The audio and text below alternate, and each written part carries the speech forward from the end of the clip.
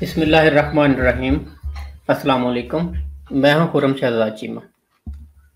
आज का हमारा टॉपिक है जी, how to become billionaire from zero. Without investment आप कैसे बिलियनियर बन सकते हैं। तो इंशाल्लाह मैं आपको आज डिटेल में एक्सप्लेन करूंगा कि किस तरह से वन बाय स्टेप आप ये सफ़र कर सकते हैं। It's not impossible but it's very hard.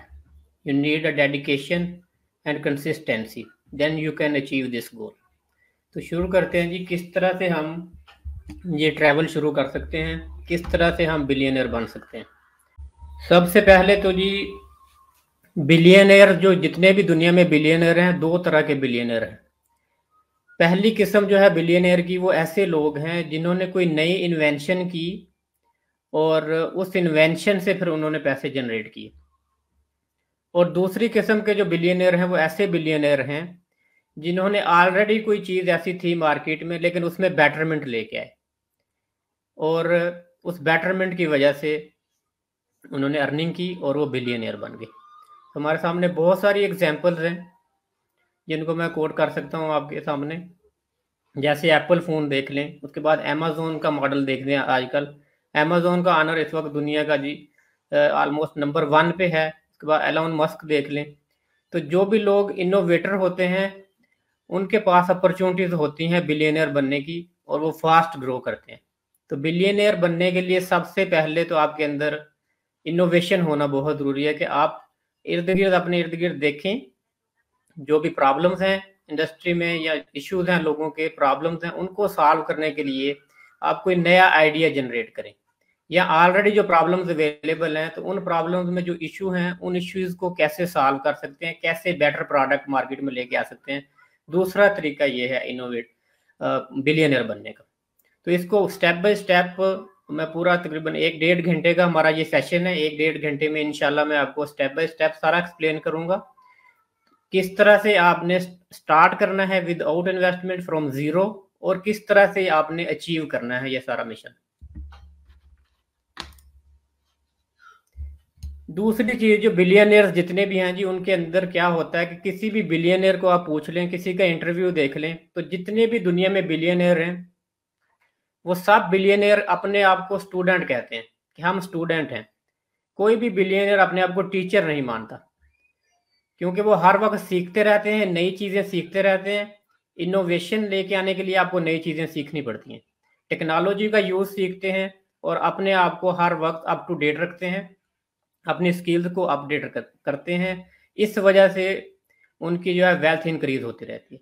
तो जो बंदा भी दुनिया में जब ये सोच लेता है कि मैंने सब कुछ सीख लिया है, तो उसके ऊपर लर्निंग के दरवाजे बंद हो जाते हैं। अगर आपने भी बिलियनर बनना है तो आपको हमेशा कीन टू लर्न होना चाहिए, कि हर वक्त आप कुछ ना कुछ नया सीखते रहें।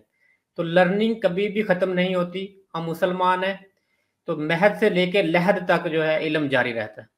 हज़रत मोहम्मद सल्लल्लाहु अलैहि वसल्लम की हदीस है, इल्म हासिल करो चाहे तुम्हें चीन जाना पड़े। तो उस दौर में चीन में कोई इस्लामिक एजुकेशन नहीं थी। चीन में उस वक्त साइंटिफिक एजुकेशन ही थी कि मुसलमान इस्लामिक एजुकेशन के लिए चाइना नहीं जाते थे। तो साइंटिफिक एजुकेशन सीखने के लिए कहा गया है कि जो लेटेस्ट टेक्नोलॉजी है, जो जिद्दत है, उसको सीखें आप।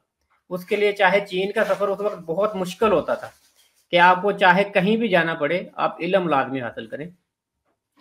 जो बंदा इल्म हासिल करता है, तो ये ऐसे ही समझ लें कि इल्म के साथ, इल्म जो है तलवार से भी ज़्यादा ताकतवर है, कि आपको जंगें लड़ने की ज़रूरत नहीं पड़ती, तदबीर के साथ ही आप हर तरह के मामला हल कर सकते हैं। तो इसलिए ये जो की टू सक्सेस जो है वो नॉलेज है। नॉलेज इज़ की टू सक्सेस। तो आपने जब भी बिलियनियर बनने का अगर सफ़र शुरू करना है, तो इल्म को आपने साथ साथ लेके चलना है। जीरो से जी स्टेप यहाँ से शुरू करते हैं हम। जीरो से आपने क्या करना है, सबसे पहले जैसे इल्म की बात हुई है, स्टडी हार्ड। तो मिनिमम आपने 6 मंथ जो हैं जी स्टडी को देने हैं। 6 महीने तक आपने कोई भी कोर्स लेना है अपनी स्किल्स के, अपने इंटरेस्ट को देखते हुए कि आपका इंटरेस्ट क्या है। अपने इंटरेस्ट को देखते हुए कोई भी एक फील्ड आपने सेलेक्ट करना है, माइक्रो निच, कि आपने अपने आप को देखना है कि आप कौन सा काम अच्छे तरीके से कर सकते हैं। तो उसको लेके आपने उसको कीनली लर्न करना है। मिनिमम 6 मंथ आप उसको दें। जब आप स्टडी कर लेंगे फिर उस फील्ड की, उसमें इनोवेशन देखें कैसे मैं लेके आ सकता हूँ। कोई भी काम है, जैसे वीडियो एडिटिंग है, या ग्राफिक डिजाइनर है, या उसके बाद डिजिटल मार्केटर है, फ्रीलांसर्स हैं जितने भी, वेब डेवलपर हैं, तो आप अपने इर्द गिर्द देखें कौन सी ऐसी प्रॉब्लम है जिसका सोल्यूशन मार्केट में नहीं दिया जा रहा। तो आपने कुछ जिद्दत लेके आनी है, कुछ नया लेके आना है जो लोगों के लिए आसानी पैदा करे। तो आप जब नया कुछ सोचेंगे तो तब आपके ऊपर दरवाजे खुल जाते हैं मैक्सिमम वेल्थ अर्न करने के। इसकी वजह क्या है कि कोई भी प्रॉब्लम, जितनी भी बड़ी प्रॉब्लम होगी और उसका सोल्यूशन आप लेके आएंगे तो आपको उतने ज़्यादा उसमें अर्निंग होगी। और अगर प्रॉब्लम छोटी है, हर कोई उसका सोल्यूशन दे रहा है, तो तब आपको उसमें अर्निंग नहीं होगी। बड़ी प्रॉब्लम तो बड़ा सोल्यूशन आप लेके आएंगे तो उसमें बड़ी सेविंग होगी। और उसके बाद जब आपने इनोवेशन लेके आनी है तो कभी भी अपना आइडिया आपने सेल आउट नहीं करना। आपने अपना आइडिया जो भी है उसको सेल आउट नहीं करना, खुद से उसके ऊपर काम करना है। बी एन एंटरप्रेन्योर, आपने खुद बिजनेसमैन बनना है। आपने अपना आइडिया लेके जाके किसी बंदे को सेल आउट नहीं करना। आप किसी को investor as a investor add कर सकते हैं, लेकिन आपकी पार्टनरशिप अगर उसमें होगी फिर आप उसको अपने आइडिया पे काम करने दें। डायरेक्टली आपने आइडिया कभी भी सेल आउट नहीं करना। इसकी बहुत सारी एग्जांपल्स हैं दुनिया में कि बहुत सारे लोग जब आइडियाज लेके आते हैं उनको ऑफर की जाती है कि ये आइडिया मुझे सेल कर दें, वो नहीं करते। जिसकी एक मिसाल जो है, एक बहुत बड़ा एक्टर है हॉलीवुड का, या रॉकी सीरीज इनकी फिल्म है जी, आर्नल्ड। तो रॉकी सीरीज सबसे पहले जब उन्होंने लिखी, रॉकी सीरीज ये फिल्म उन्होंने खुद लिखी थी, तो वो लेके गए जब प्रोड्यूसर के पास, तो उसने कहा कि ये मूवी मुझे दे दो तो मैं इसको करूंगा। उसने कहा नहीं, इसमें मैंने खुद एज ए हीरो काम करना है, फिर मैं आपको ये स्टोरी दूंगा। तो काफी टाइम के बाद वो जो प्रोड्यूसर था फिर माना, फिर उन्होंने वो स्टोरी की। तो उसके बाद आप देख सकते हैं उनकी हिस्ट्री, किस तरह से वो फिल्म इंडस्ट्री में सक्सेसफुल हुए, और वन बाई वन, और आज वो दुनिया के मतलब टॉप हीरोज में उनका नाम आता है। तो आपने भी कभी भी अपना आइडिया जो है वो सेल आउट नहीं करना होता। उसके बाद जब आप एंटरप्रेन्योर बन जाते हैं, पैसा कमाना दुनिया में कहते हैं मुश्किल काम नहीं है, सेविंग ज्यादा मुश्किल काम है। आप पैसे कमा लेते हैं लेकिन हमारी आमदन के साथ साथ हमारे खर्चे बढ़ते जाते हैं। तो हमने अपने खर्चे जो है वो कंट्रोल रखने होते हैं, सेविंग करनी होती है कि साथ साथ आप पैसों को सेव करके उनको री इन्वेस्ट करें। अगर आप मनी सेव नहीं करते, री इन्वेस्ट नहीं करते, तो तब आप जितने मर्जी पैसे अर्न कर लें, आप एक लेवल पे आके रुके रहते हैं, उससे आगे नहीं बढ़ते। तो जितने भी दुनिया में बिजनेसमैन हैं वो एक काम नहीं करते, वो मुख्तलफ काम करते हैं। ये इन्वेस्टमेंट का रूल है कि पोर्टफोलियो इन्वेस्टमेंट आपने करनी होती है, कि एक ही काम के अंदर पैसे नहीं लगाने होते, मुख्तलिफ इंडस्ट्रीज में पैसे लगाने होते हैं। कि एक बंदा जैसे फ्रीलांसर है तो वो डिफरेंट इंडस्ट्री में भी पैसे लगाता है, सेविंग करके वो प्रॉपर्टी में भी पैसे इन्वेस्ट करेगा, होलसेलिंग में भी पैसे इन्वेस्ट करेगा। सेविंग करके आप डिफरेंट जगह पे पैसे इन्वेस्ट अपने करते रहे। जैसे अमेजोन दुनिया में देख ले, अमेजोन के बहुत सारे बिजनेस हैं आपके सामने, तो लोगों के सामने एक बिजनेस है उनका कि वो रीसेल कर रहे हैं या होलसेल कर रहे हैं, लेकिन उनके बहुत सारे काम है। अमेजोन प्राइम है उनका। उसके बाद अमेजोन का AWS अब सबसे बड़ा उनका सिस्टम जो शुरू किया उन्होंने। तो अमेजोन के हजारों प्रोजेक्ट हैं, कई ऐसे प्रोजेक्ट होते हैं जो बंद हो जाते हैं, हमें पता भी नहीं चलता, और बहुत सारे प्रोजेक्ट उनके ऐसे हैं जिन पे वो काम कर रहे हैं, जहां से उनकी अर्निंग रेगुलर आ रही है। तो ये एक रूल है, मनी सेव करें और उसके बाद उसको पोर्टफोलियो इन्वेस्टमेंट करें। उसके बाद ये आगे चलते हैं जी। ये तो स्टार्ट हो गया, आपने स्टार्ट कैसे लेना है, इसको आगे मजीद देखते हैं। ये स्टार्ट लेने के बाद आपने अपनी स्किल्स जो हैं, बिजनेस स्किल्स, उनको रेगुलरली इंप्रूव करते रहना है। पहले भी ये बात हुई है कि जितने भी बिलियनियर हैं वो सारे अपने स्किल्स रेगुलरली अपग्रेड करते रहते हैं। कभी भी अपने आप को वो टीचर नहीं कहते, हमेशा अपने आप को वो स्टूडेंट कहते हैं। उसके बाद आपने बिजनेस का फास्ट ग्रोइंग आइडिया जो है वो जनरेट करना है। जब आप लर्निंग करते हैं, आपकी लर्निंग जो है बढ़ जाती है, तो आपके पास आइडियाज भी नए नए आना शुरू हो जाते हैं। उसके बाद don't think you know everything. ये वही बात होगी कि कभी भी ये मत सोचें कि आपको सब कुछ आता है। जब आप ये सोच लेंगे, आपके ऊपर लर्निंग के दरवाजे बंद हो जाएंगे। और उसके जब आपके पास पैसे सेविंग पे चले जाते हैं, जब आपके पास सेविंग होना शुरू हो जाती है, तो आपने ऐसे फ्लैशी आइडियाज के ऊपर इन्वेस्ट नहीं करना होता कि there is no way, no shortcut in the life. Flashy ideas होते हैं जो आपको बहुत ज्यादा ह्यूज इन्वेस्टमेंट प्रॉफिट शो करवाते हैं कि ये थोड़ी सी इन्वेस्टमेंट है, इसमें बहुत ज्यादा प्रॉफिट है। तो मोस्टली वहां पे आपकी इन्वेस्टमेंट ज़ाया हो जाती है। वो एक लालच दे के आपकी अकल के ऊपर पर्दा डाल दिया जाता है। कभी भी ऐसे काम में पैसे इन्वेस्ट नहीं करने जो शॉर्टकट हो, आपको लगे कि फौरन इंस्टेंट मनी इससे जनरेट होगी। तो ऐसी जगह पे कभी भी आपने पैसे इन्वेस्ट नहीं करने। उसके बाद आखिरी ये जो चीज़ है ये बड़ी इंपॉर्टेंट है, differentiate between need and luxury. जब भी आपने बिजनेस आइडिया कोई भी सोचना है, कोई भी काम शुरू करना है, तो एक चीज़ आपने ये डिसाइड कर डिफरेंशिएट करनी है कि जो मैं प्रोडक्ट दे रहा हूँ ये नीड है या लग्जरी है। जो नीड्स होती हैं लोगों की, उनको आप मैक्सिमम हाई प्राइसेस पे सेल नहीं कर सकते, क्योंकि वो नीड है, ज़रूरत है लोगों की। एक लेवल तक उसकी प्राइस आप सेट कर सकते हैं, क्योंकि लोगों ने मजबूरी में बाय करनी ही करनी है। आपके अलावा हज़ारों लोग लोगों की नीड प्रोवाइड करने के लिए चीज़ें प्रोवाइड कर रहे होंगे। दूसरी चीज़ होती है लग्जरी। तो लग्जरी गाड़ियाँ हो सकती हैं, लग्जरी कपड़े हो सकते हैं, लग्जरी पर्स हो सकते हैं, डायमंड हो सकते हैं। जो लग्जरीज होते हैं वो रिच लोगों ने बाय करनी होती है, जिनके पास ह्यूज अमाउंट होती है और उनको इस चीज़ से गर्ज नहीं होती कि ये प्रोडक्ट कितने का है। वो सिर्फ अपनी शान बनाने के लिए लाखों रुपए लगा देते हैं। जैसे लुई वुइटन है, लू उसके बाद शनेल है, गुची है, अरमानी है।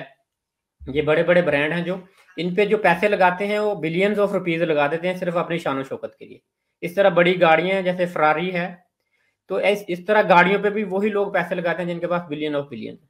तो आपने जब भी प्रोडक्ट लॉन्च करना है, कोई भी कोशिश करनी है आपने कि आप लग्जरी ब्रांड में आपने जाना है, लग्जरी प्रोडक्ट आपने लॉन्च करना है और आपने टारगेट करना है ऐसे लोगों को जो लग्जरी ब्रांड बाय करते हैं। तब आपको ज्यादा कम इन्वेस्टमेंट पे आपको ज्यादा सेविंग होती है। This is a difficult way but you can make it possible. कि आपको एक सीख के पूरा हार्डवर्क करना पड़ता है कि ब्रांड किस तरह से लॉन्च किया जाता है और ब्रांड के ऊपर किस तरह से मार्केटिंग की जाती है और क्या करना पड़ता है, ये आपने देख लेना है।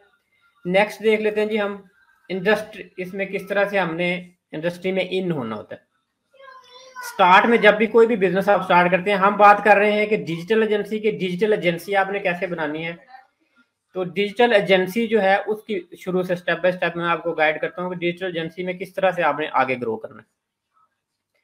सबसे पहला जो भी, जब आप 6 महीने आपने स्किल्स सीख ली, लर्न कर लिया, लर्न करने के बाद अब आपने काम करने की तरफ आएंगे।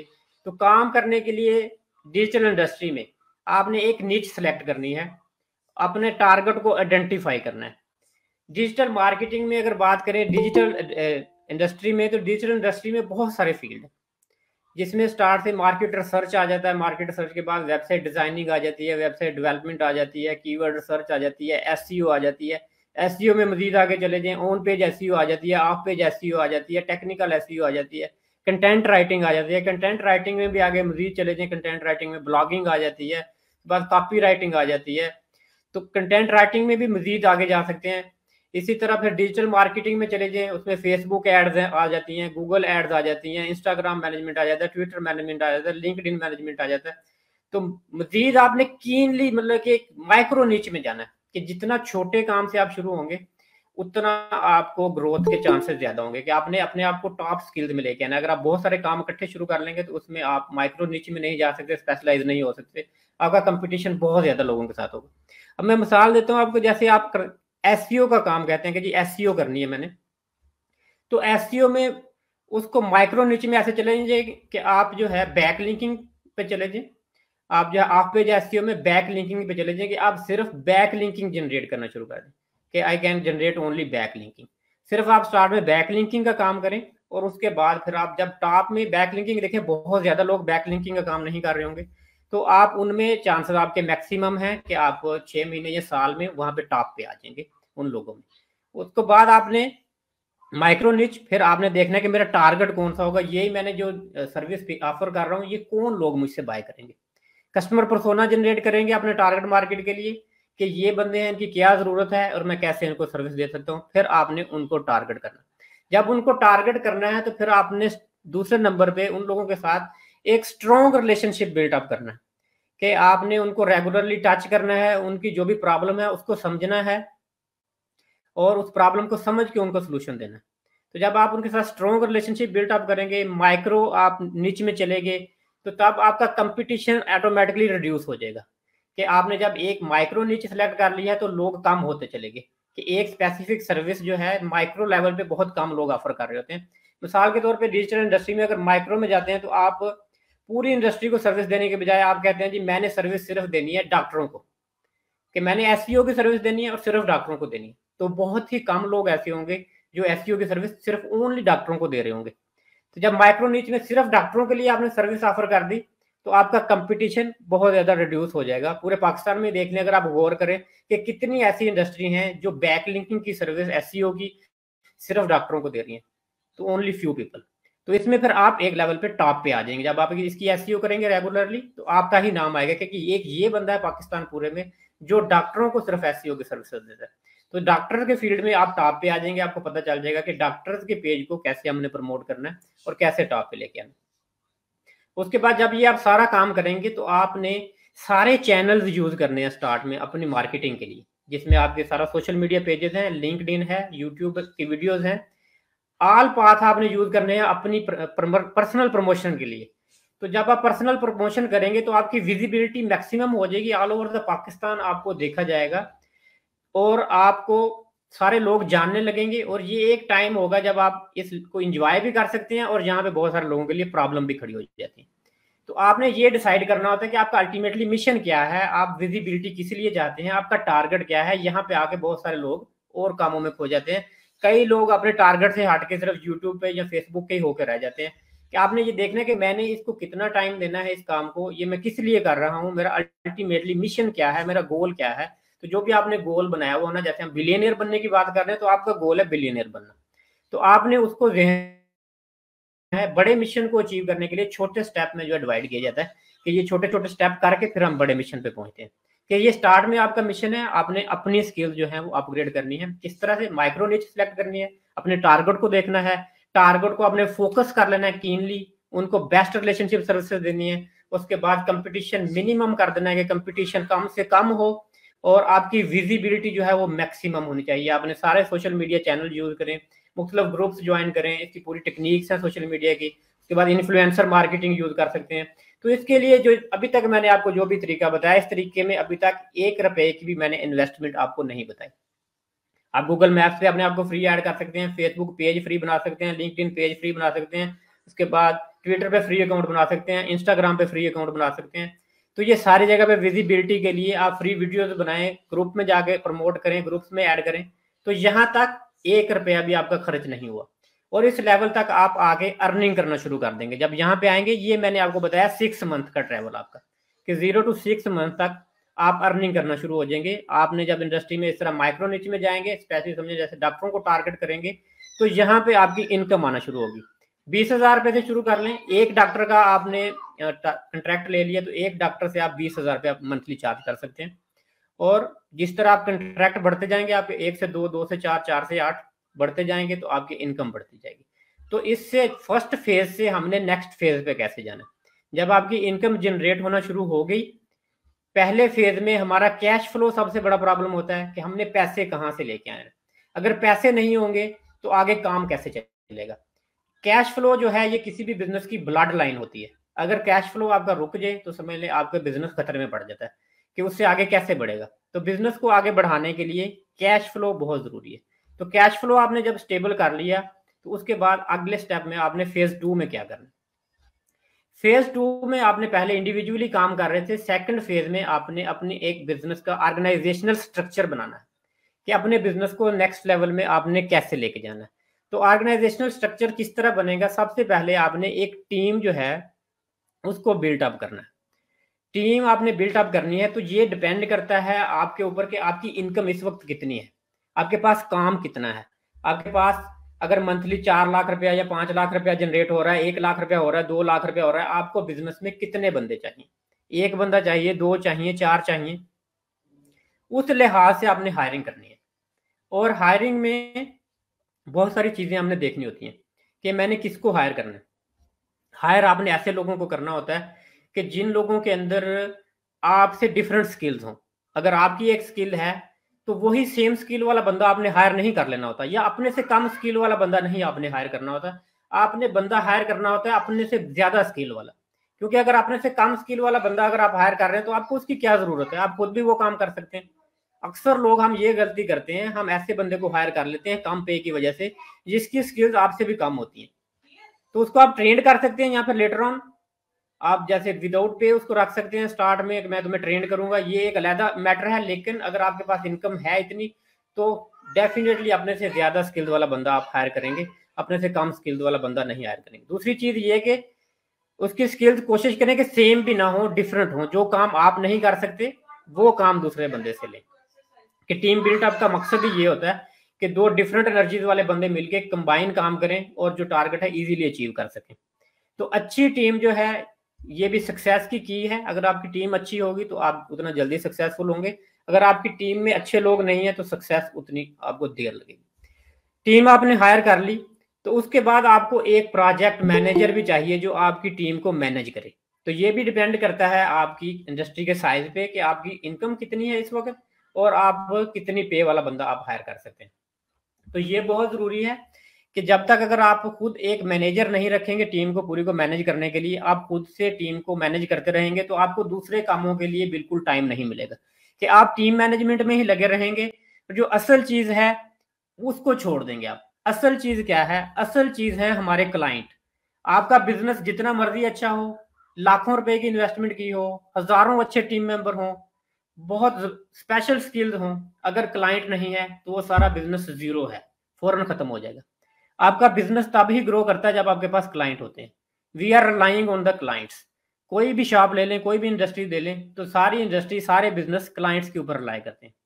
तो क्लाइंट्स के ऊपर आपने फोकस करना होता है। एक आपने मैनेजर जब हायर कर लिया अपना प्रोजेक्ट मैनेजर, वो आपकी टीम को मैनेज करेगा, जो प्रोजेक्ट मैनेज करेंगे। और आपने क्लाइंट के ऊपर फोकस करना है कि क्लाइंट्स की रिटेंशन कैसे बढ़ानी है। कि जो एक दफा आपके पास आया उसको ऐसी सर्विसेज दें कि वो बार बार आपके पास आए, वो जाके दूसरे लोगों को भी बताया कि मैंने इनसे सर्विस ली थी, इन लोगों की सर्विस इतनी अच्छी थी, आप भी इनसे सर्विस लें। तो क्लाइंट जितना हैप्पी होगा रिटेंशन उतनी ज्यादा होगी। अगर क्लाइंट अनहैप्पी है तो वो कभी भी रिटेन नहीं करे होगा, दोबारा नहीं आएगा आपके पास। क्लाइंट रिटेंशन से नेक्स्ट स्टेप होता है जी creative onboard. Onboarding क्या होता है कि एवरीथिंग आपके पास रेडी होनी चाहिए। कि जैसे कोई क्लाइंट आता है तो आपका एक पूरा इंडस्ट्री, आपका ऑर्गेनाइजेशनल स्ट्रक्चर है जो उसमें पता होना चाहिए कि किसने क्या करना है।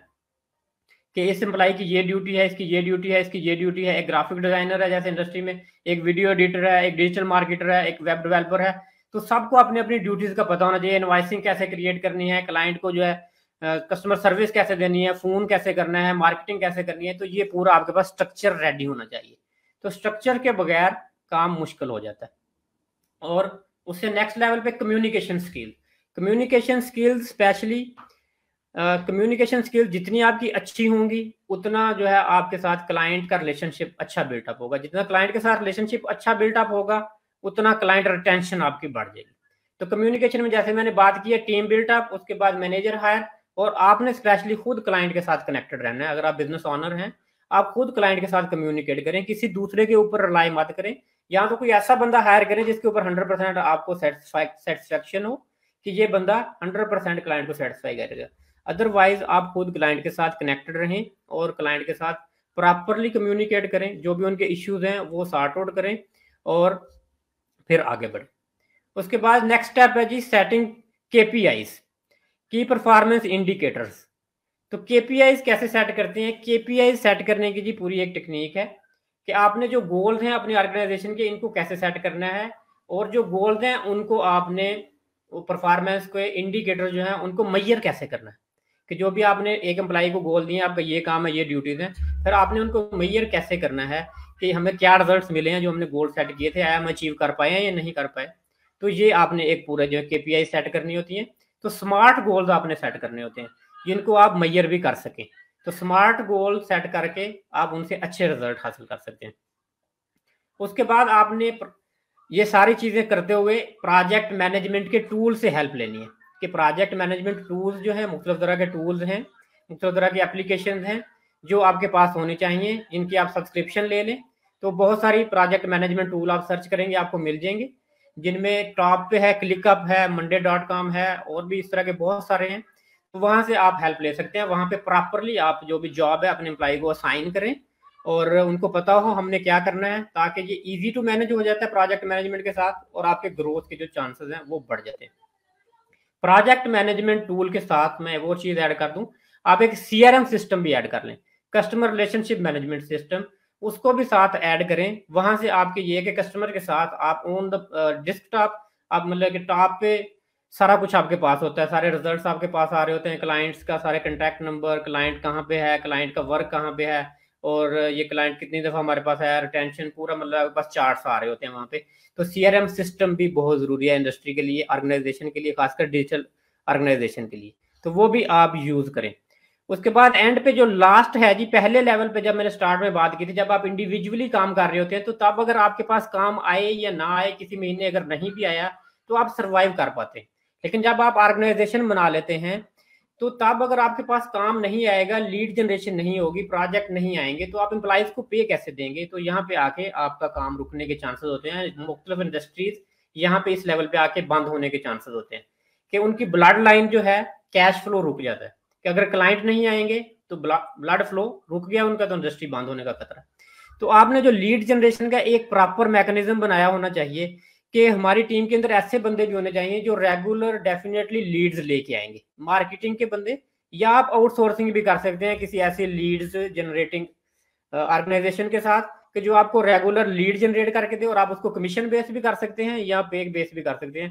कमीशन बेस ऐसे होता है कि आप उनको कह देंगे जी आप मुझे रेगुलरली SEO के क्लाइंट ला के देंगे और क्लाइंट का जो भी बिल बनेगा हर बिल में मैं आपको 20% पे करूंगा। तो आपको ये श्योरिटी होनी चाहिए कि हर महीने मुझे कितनी लीड्स जनरेट होंगी, ताकि आपकी ब्लड लाइन जो है वो हो और आपकी इंडस्ट्री चलती रहनी चाहिए। तो ये आपके पास एक प्रेडिक्टेबल लीड जनरेशन का सिस्टम होना चाहिए इंडस्ट्री लेवल पे आके, तब आप सर्वाइव कर सकते हैं। तो इस तरह की ऑर्गेनाइजेशन के साथ राब्ता करें, गूगल कर सकते हैं, सर्च कर सकते हैं, तो या फिर आप अपनी टीम भी जनरेट कर सकते हैं लीड जनरेशन की, कि जो रेगुलरली आपके लिए लीड जनरेट करें और फिर वो आपके लिए काम करें, और ताकि आपकी ब्लड सप्लाई रुके ना। तो ये सेकंड फेज हो गया जी। सेकंड फेज में आपने ऑर्गेनाइजेशन को स्ट्रॉन्ग करना होता है, और इसके बाद थर्ड फेज आ जाएगा। थर्ड फेज में फिर आपने अपनी जो वेल्थ है उसको मैक्सिमम करना होता है। कि थर्ड फेज को देखते हैं जी, उसमें हमने क्या करना है। थर्ड फेज में जी हमने अपनी एजेंसी को स्केल अप करना होता है और अपने रेवेन्यू को ग्रो करना होता है। तो इसके क्या क्या तरीके हैं जी, ये देख लेते हैं। सबसे पहले तो हमने अपनी टीम जो है वो एक्सपेंड करनी होती है। तो टीम कब एक्सपेंड करेंगे? जब हमारे पास ज्यादा क्लाइंट होंगे। अगर क्लाइंट ही नहीं है तो टीम को एक्सपेंड करने का क्या फायदा? क्लाइंट कैसे बढ़ेंगे? जैसे अभी थोड़ी देर पहले लीड जनरेशन की बात हुई है कि अपनी लीड जनरेशन के मुख्तलिफ कॉन्ट्रैक्ट करें मुख्तलिफ कंपनियों से, मैक्सिमम लीड्स लेके आए। जो जब आपके पास मैक्सिमम क्लाइंट आएंगे तो डेफिनेटली आपको टीम बड़ी करने की भी जरूरत पड़ेगी। तो टीम कैसे बड़ी करनी है? टीम आपने देखना होता है कि परमानेंट बंदा मैंने हायर करना है या मैंने कॉन्ट्रैक्ट पे हायर करना है। तो आप, अगर आपके पास इतना काम है कि आप परमानेंट एक बंदे को पे दे सकते हैं, तो आप उसको परमानेंट हायर करें। अगर काम थोड़ा है, मिसाल के तौर पे एक रेगुलर क्लाइंट आता है और आप सोचते हैं कि इस काम के मुझे बंदे की हायर की ज़रूरत नहीं है, तो मैं ये आप आउटसोर्स कर दें उसको, कि बाहर से किसी बंदे से करवा सकता हूँ। और जब आपको लगे कि काम इतना हो गया है कि अब इस बंदे को हमें हायर कर लेना चाहिए, आउटसोर्सिंग पे हमारे पैसे ज़्यादा जा रहे हैं, तो इस बंदे को अगर हम मंथली बेस पे हायर करें तो हमारे पैसे कम जाएंगे, तो तब आप आउटसोर्सिंग की बजाय आप उस बंदे को अपनी इंडस्ट्री में हायर कर लें। तो ये डिसीजन आपने लेना होता है अपने काम को देखते हुए। ये मैं बात कर रहा हूँ जिस तरह इंडस्ट्री मुख्तलिफ काम करती है, आपकी जो एजेंसी है मुख्तलिफ काम करेगी, जिसमें SEO के साथ फिर आप दूसरे काम भी अटैच कर लेते हैं। एक एजेंसी जो है वो काफ़ी सारे काम करती है, वेबसाइटें बनाती भी है, तो उसके बाद वेबसाइट की SEO भी करते हैं, डिजिटल मार्केटिंग भी करते हैं। तो ये सारी चीज़ें आपने ऐड करनी होती हैं। कुछ काम में आप खुद स्पेशलाइज होते हैं, कुछ काम आप आउटसोर्स कर रहे होते हैं। तो जिस तरह जो काम आप आउटसोर्स कर रहे होते हैं उनका काम बढ़ जाता है, तो फिर वो बंदे भी आप अपनी टीम में लेके आना शुरू कर देते हैं, और स्लो स्लो पूरी आपकी टीम बिल्टअप होती जाती है। जब आपकी टीम बिल्टअप होगी पूरी, फिर आपने क्या करना होता है। जैसे क्लाइंट मैंने बताया है आपको कि आपने लीड जनरेट करवानी होती है, तो इसी तरह आप वाइट लेबलिंग सर्विस भी शुरू कर देते हैं। वाइट लेबलिंग सर्विस क्या होती है? वाइट लेबलिंग सर्विस होती है कि दूसरी बड़ी इंडस्ट्रीज को आप सर्विस देना शुरू कर दें। कि दूसरी इंडस्ट्रीज को आप ये कहें कि हमारे पास पूरी टीम है, आप मुझसे सर्विस लें, हम आपको सर्विस देंगे, आपके क्लाइंट के लिए सारा काम करेंगे, हमारा नाम कहीं भी नहीं आएगा, नाम आपका ही होगा, लेकिन पीछे हमारी टीम आपको सर्विस देगी। तो व्हाइट लेबलिंग में आप दूसरे लोगों को, एक तो ऑलरेडी एग्जिस्टिंग इंडस्ट्री को आप सर्विस दे सकते हैं, जो लोग ऑलरेडी मार्केटिंग का काम कर रहे हैं, डिजिटल काम कर रहे हैं, वेबसाइट डेवलपमेंट जो भी है, उनको सर्विस दे सकते हैं। या दूसरी ऑप्शन होती है जो बंदा बिल्कुल काम नहीं कर रहा, जिसको इसका पता ही नहीं है इंडस्ट्री का, आप उनको भी सर्विस दे सकते हैं। उनको कैसे दे सकते हैं? कि आप उनको ये कहते हैं, जिसको पता नहीं है, आप स्टूडेंट से शुरू करते हैं, बेसिक लेवल से एक कोर्स ऑफर करते हैं कि जी मैं बेसिक लेवल से आपको ये पूरा इंडस्ट्री के बारे में समझाऊंगा, और उसके बाद आपको एक वाइट लेबल सिस्टम जनरेट करके दे देंगे। हमारी वेबसाइट की तरह होगा, सब A to Z होगा, आपको कुछ नहीं करना, आपने सिर्फ अपना काम करेंगे। जो भी लीड्स आएंगी आप अपने सर्कल में, फ्रेंड सर्कल में, अपना जो भी आपका कम्युनिकेशन सर्कल है वहाँ पे इसको एक्सपेंड करेंगे और सर्विस हमारे पास लेके आएंगे। हम आपसे चार्ज करेंगे जी, जो हमारी सर्विसेज के पैसे हैं उससे 50% लेस चार्ज करेंगे, कि सर्विसेज आपने सारी दे दी लेकिन उनको वाइट लेबल सिस्टम बना के दे दिए। तो ये वाइट लेबल सिस्टम पूरी वर्ल्ड में बहुत सारे इस तरह के सिस्टम चलते हैं और बहुत सारे लोग इसके थ्रू बहुत जल्दी ग्रो होते हैं। तो इसको आप साथ अगर ऐड करेंगे तो आपकी इंडस्ट्री बहुत जल्दी ग्रो हो जाएगी। आप 10, 20, 40, 50 बंदे अपने अंडर ऐड कर सकते हैं, जो वाइट लेबल सिस्टम जिनको आपने बना के दे दिया, और वो भी उनकी आपकी तरह की इंडस्ट्रीज खड़ी हो गई हैं और काम सारा आपके पास आ रहा है। उसके बाद आप प्रीमियम सर्विसेज ऐड कर सकते हैं। प्रीमियम सर्विसेज क्या होती हैं जी? प्रीमियम सर्विसेज वही सर्विसेज होती हैं जो आप ऑलरेडी सेल कर रहे हैं, लेकिन उनमें आप उनकी स्पीड फास्ट कर देते हैं, कि ये सर्विस जो है, ये हम जो सर्विस नॉर्मली 3 दिन में मिलती है, ये हम आपको 2 दिन में दे देंगे। तो प्रीमियम सर्विस के आप एक्स्ट्रा पैसे चार्ज करते हैं। जैसे एक डिलीवरी सर्विसेज होती हैं फास्ट और स्लो, फास्ट वाली के पैसे ज़्यादा होते हैं, स्लो वाली के कम होते हैं, कि आपने प्रीमियम सर्विस ऐड करके एक्स्ट्रा पैसे लेने होते हैं। तो जो आपके रेगुलर क्लाइंट होते हैं, आपने उनको एक ईमेल कर देनी होती है सबको, कि जी हमने ये एक प्रीमियम सर्विस भी स्टार्ट की है।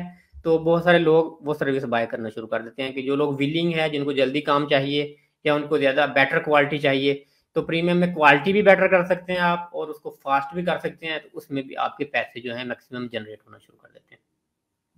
उसके बाद आप एक बिजनेस डेवलपमेंट टीम भी हायर करें, कि जब आपकी इंडस्ट्री इस बड़े लेवल पे जा रही है तो फिर आपकी जितने भी बैंक देख लें उनमें कस्टमर रिलेशनशिप ऑफिसर्स होते हैं।